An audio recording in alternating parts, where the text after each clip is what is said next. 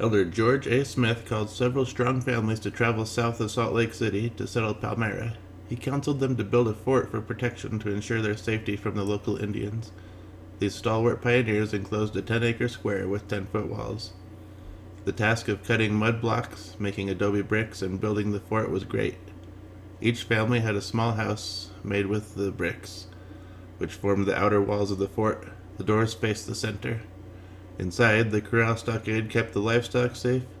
Some families moved into the fort upon completion in 1852. Other families arrived after the Walker War broke out years later. The meeting house was used for church and school. During the winter of 1853-54, having been joined by settlers from the upper settlement, now known as Spanish Fork, the population at Fort Palmyra numbered 404.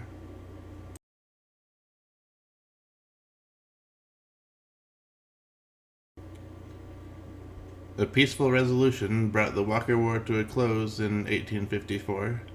Brigham Young counseled the pioneers to move to the upper settlement, where there was better farmland. Fort Palmyra was dismantled and the adobe bricks were taken with them to rebuild the buildings they would need to survive.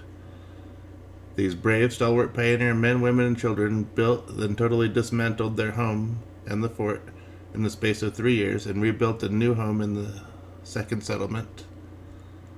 In January 1855, the territorial legislature granted Fort Palmyra, Fort St. Luke, a city charter, allowing the government to rename the city Spanish Fork. In 1880, many settlers moved back to Palmyra and built a new meeting house that served as a church and school.